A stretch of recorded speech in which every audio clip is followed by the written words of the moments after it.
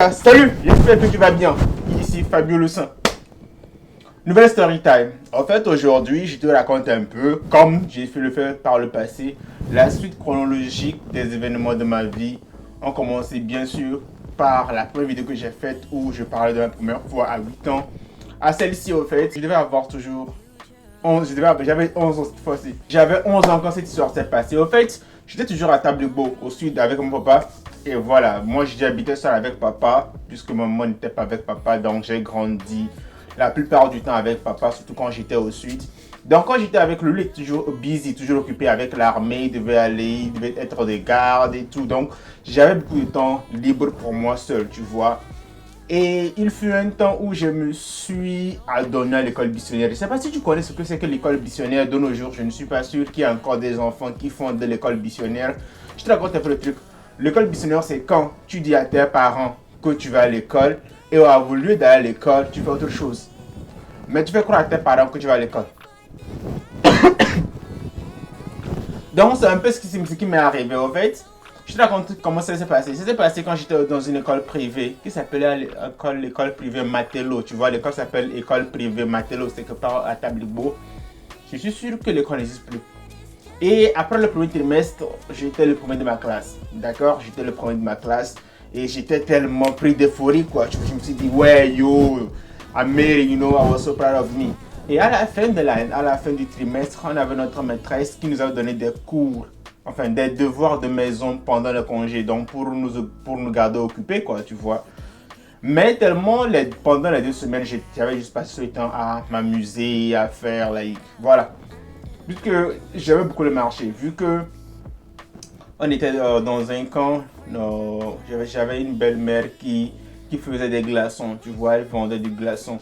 Donc chaque fois qu'il y a du marché, les gens venaient acheter le glaçon à la maison. Donc quand ils achetaient le glaçon, derrière il faut attacher, on s'est fait de l'argent, donc avec cet argent, voilà, on se permet de faire du n'importe quoi au marché. Donc j'étais pas vraiment focus au fait. Donc pendant les congés, pour moi, c'était vraiment le temps de me réjouir, de m'amuser, faire ce que j'aimais de faire.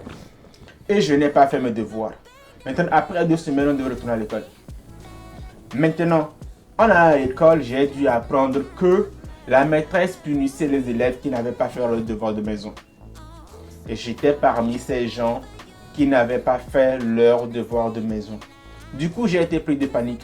Vu que j'ai été pris de panique et que moi, je n'ai pas envie de me retrouver dans la classe où je me fais tabasser par mon enseignant, du coup, j'ai décidé de ne pas aller en classe. Maintenant, vu que je ne vais pas en classe, comment je pourrais m'occuper pour ne pas éveiller les soupçons des parents que je ne vais pas à l'école et en même temps pour rester à l'écart de la punition?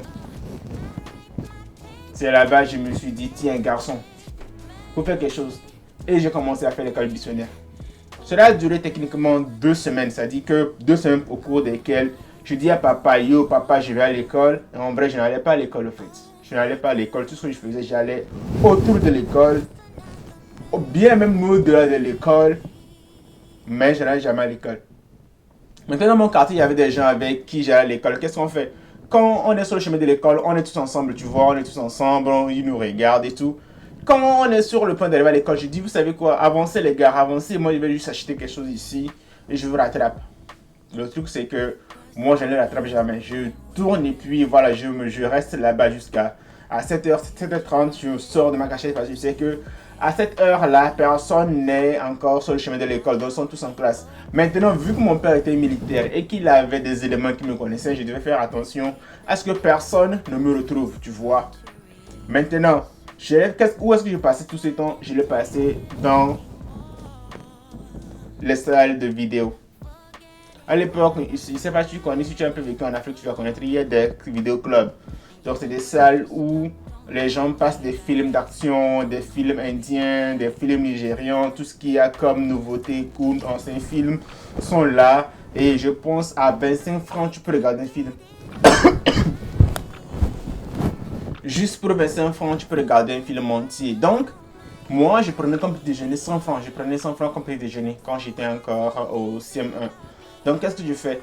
Je sais qu'avec 100 francs, je peux regarder 4 films. Donc, disons de 7h à midi, ça va. Au moins, j'ai 4 ou 5 heures de temps.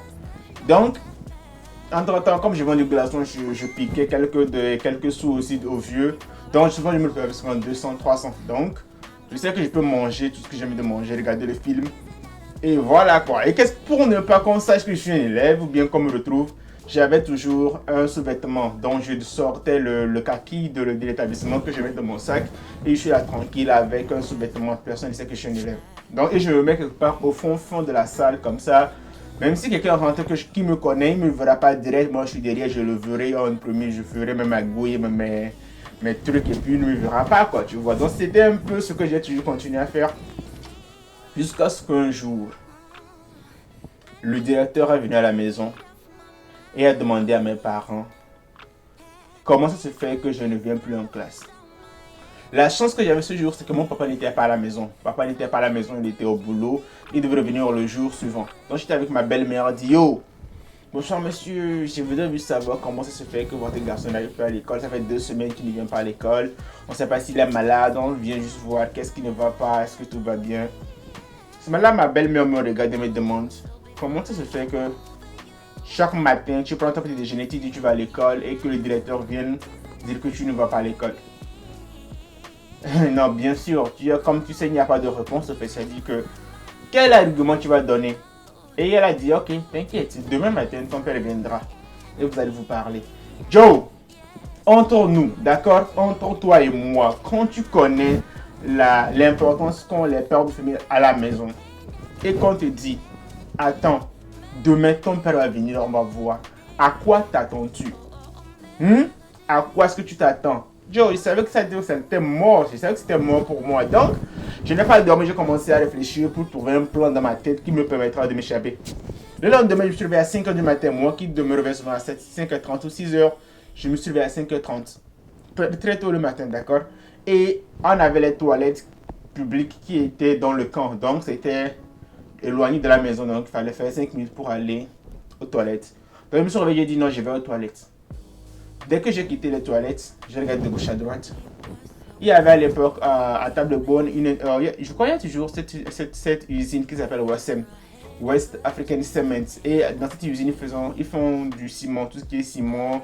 Ils transforment le clinker en calcaire et le calcaire en ciment. Un truc comme ça, tu vois. Ils étaient tenus par les Indiens. Donc, c'était quasiment... Cette usine se trouve à, disons, 30 à 40 minutes du camp où travaillait mon père. Et c'était au bord de la route. Je n'étais jamais allé là-bas. Mais pour échapper à la colère de mon père, parce que je savais que pour mon père, il fallait aller à l'école pour devenir quelqu'un dans la vie. C'est à quel point il veut que je sois quelqu'un d'instruit. Donc, je me suis dit, tiens, il va me tuer s'il apprend que je ne vais pas à l'école. Je me suis levé. J'ai marché à pied jusqu'à arriver dans cette usine où je ne connais personne. Mais quand je suis arrivé, tellement c'était nouveau pour moi, il fallait que je m'occupe parce qu'il était déjà 8h, 8h30. Et je suis allé voir ce mécanicien. Donc je suis allé voir le mécanicien, j'ai commencé à travailler avec lui. Je prenais des petites pièces pour lui donner et tout ça et tout ça. Et à un moment donné, il m'a dit, trouvé ça bizarre, il dit, yo, je t'ai jamais vu, comment je t'appelle? J'ai dit, non, je m'appelle Bojona. Il dit, ok. Tu fais quoi ici? J'ai dit, non, je suis là, je travaille. Mon père était un MDM chef. Il était un MDL chef, c'est ça. Et j'ai dit, yeah, je travaille. Donc, dans cette usine, il y avait des gardiens de préfecture. Il m'a mené envers ces gardiens de préfecture. Et bête que j'étais, ils m'ont demandé qui était mon père. Je leur ai dit que c'était M. Bojona et qu'il était gendarme à Iowa. Oh non, fuck, je ne faisais même pas Iowa. Je raconte quoi? Il était gendarme à Tablibo. Ils connaissaient mon père. Ils m'ont dit, d'accord, assieds-toi ici. 10 minutes plus tard, un des agents de mon père est venu dans le camp. Et quand il est arrivé en même temps, il parlait d'un sujet et puis les gardiens du préfecture lui demandent, hey, tu connais ce garçon? Il dit, yo, c'est l'enfant du chef. Rapidement, ils m'ont mis, c'était à l'époque, c'était sur une Vespa. Ils m'ont mis sur la moto, j'étais entre deux. Il y avait un devant, un derrière et moi j'étais au milieu. Je suis arrivé à la maison. Joe,